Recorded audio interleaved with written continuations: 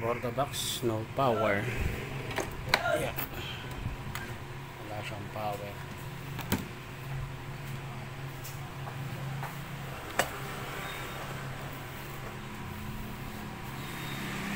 Troubleshoot natin kung anong problema niya. Bali binuksan ko, may nakita ko leak na dalawang capacitor. Ito, saka ito.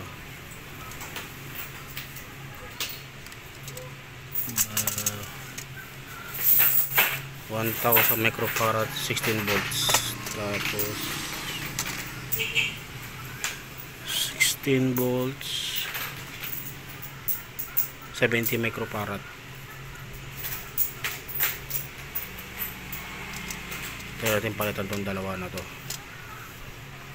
Itong capacitor try natin palitan. Dito ko kinuha yung capacitor. Bali ito, ipapalit natin.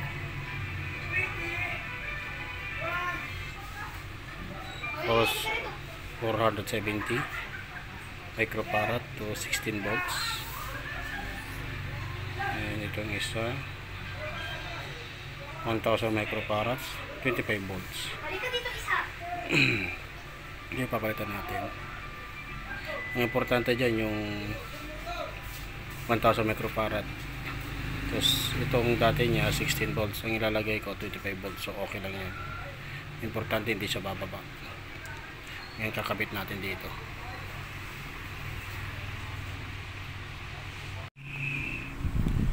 Ito na po yung porta box natin, tetesting nga natin.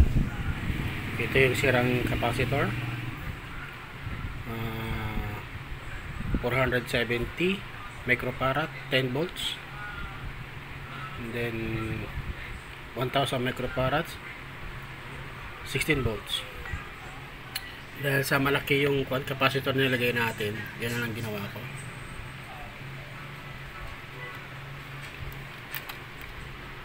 Kasi yung i-design ng capacitor luma, yung malalaki pa.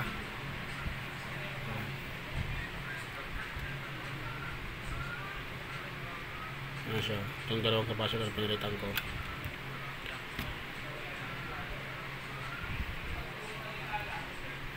Testing natin kung gagana. Saksak na natin.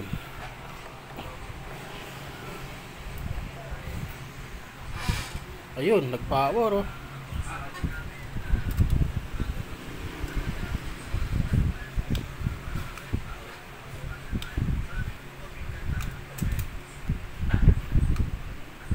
Ayun.